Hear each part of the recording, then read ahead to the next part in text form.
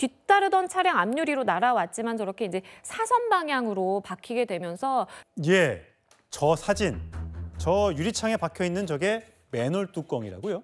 맞습니다. 앞서가는 차량이 있었어요. 근데 그 차량이 맨홀을 밟고 저렇게 흰색 차량입니다. 가자마자 맨홀이 튀어오르면서 뒷 차량이 저렇게 앞유리에 박혀버린 겁니다. 그러니까 앞 차량이 밟고 가면서 그러한 충격으로 인해서 아마 맨홀이 튀어오른 것으로 보이는데요.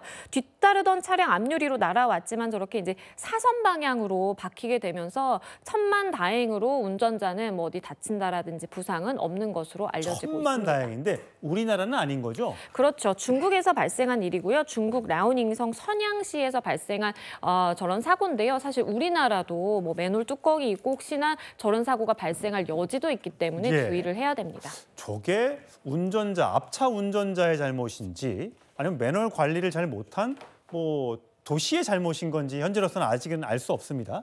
우리나라에서도 이런 낙하 사고가 꽤 많이 발생하고 있죠. 그렇죠. 이 블랙박스 영상들을 좀 보다 보면요. 저렇게 중앙 분리된 화면 왼쪽에서 갑자기 탁송 차량에서 1톤 트럭이 날아오는 일이 발생했습니다. 그러니까 중앙 분리대를 완전히 날아서 저렇게 껑충 뛰어넘어 오다 보니까 운전자 입장에서는 정말 당황할 수밖에 없는 것이고 천만다행으로 저 앞에 차량이 오른쪽 차선으로 틀어서 가는 바람에 정말 큰 피해를 막을 수 있었습니다. 그렇군요. 저기 탁송 차량이니까 저 안에 트럭 안에는 사람은 타고 있지 않아서 인명피해는 없었다고 하는데 정말 조금만 더 빨랐다면 조금만 늦었다면 어떤 일이 벌어졌을까?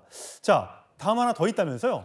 그렇습니다. 이 왕복 2차선 도로의 영상인데요. 반대편 차선에서 달리던 트럭의 적재물이 도로 위에 구조물을 걸리면서 저렇게 날아와서 차량에 박히는데요. 저게 정말 위험했던 것이 이 가운데, 그러니까 운전석과 조수석 가운데를 정확하게 꿰뚫었게 망정이지 운전석 쪽으로 날아와서 저것이 만약에 박혔다라면 정말 운전자의 부상이 심각했을 수 있는 그러한 상황이었습니다. 근데 저걸 잘 묶어놨다면 저걸 운전자 책임으로 볼 수는 또 없는 건가요?